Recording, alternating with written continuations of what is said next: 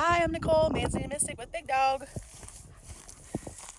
There he is. So this video is actually going to be about hiking safely alone. It is not safe to hike alone, just as a warning, but trying your hardest to do it as safely as possible. So my three tips are: my first one is to actually turn on your iPhone app, the Find My iPhone app, Find My Friends or whatever it's called, and that should be on with two people. I think two people or even three people, and your location should be on all the time, so you know where someone is, so they can find you if you're stuck somewhere, and also then you can actually so someone actually knows where you are. That's really what it is. That's the most important part.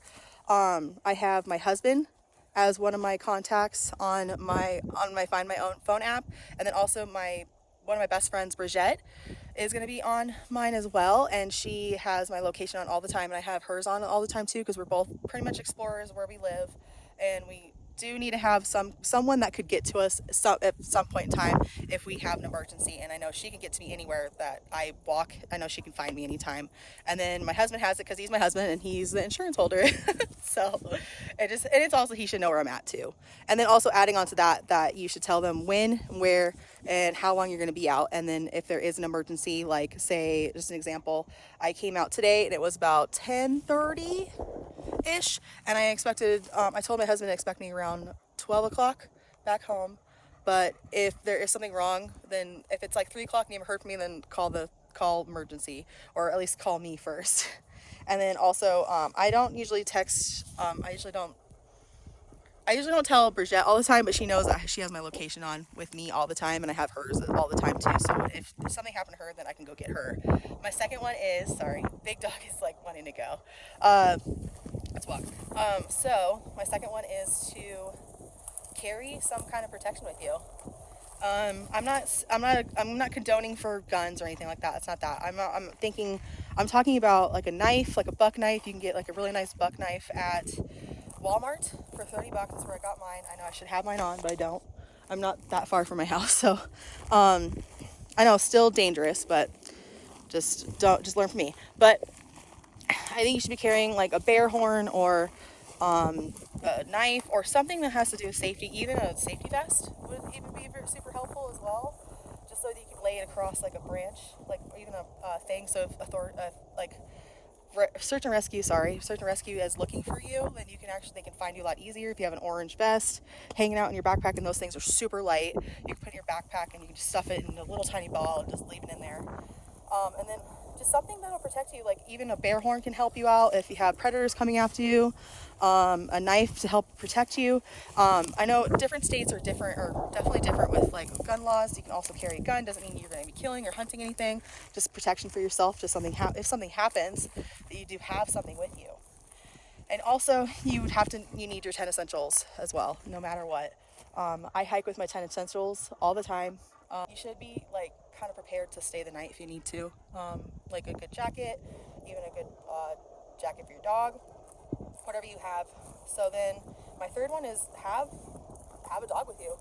Especially as a woman, me hiking alone, he helps a lot, and I have a hearing issue as well. He can hear out things that I can't hear.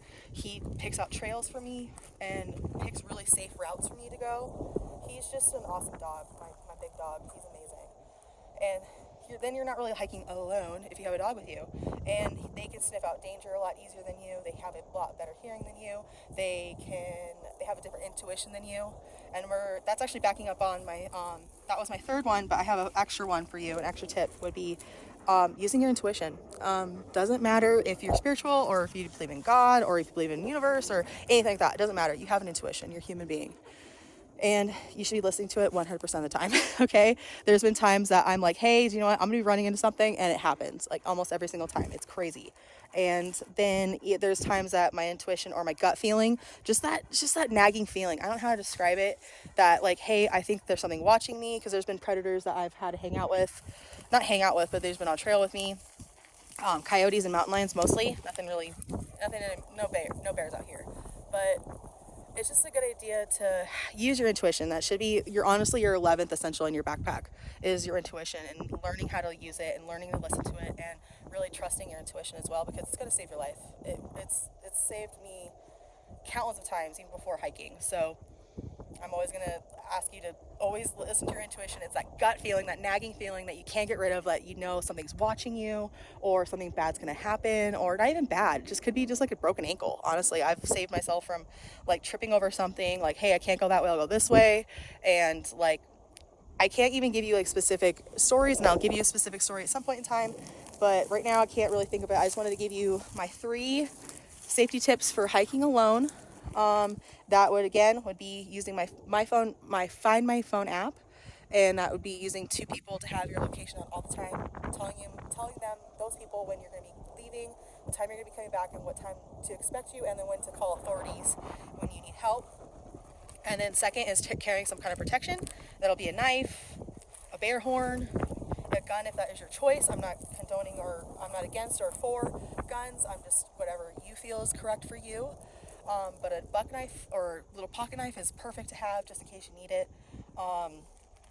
And then also maybe, safety vest, just a little something for you if you want to put in your backpack, just in case search and rescue needs to find you. It's a lot easier to see an orange vest than just some kind of green like this out in the middle of nowhere. And then your 4th one, my little extra bonus, is listening to your intuition. Your intuition is going to save your life, no matter what. And you don't have to call it intuition, because a lot of people don't like that word. It's your gut feeling.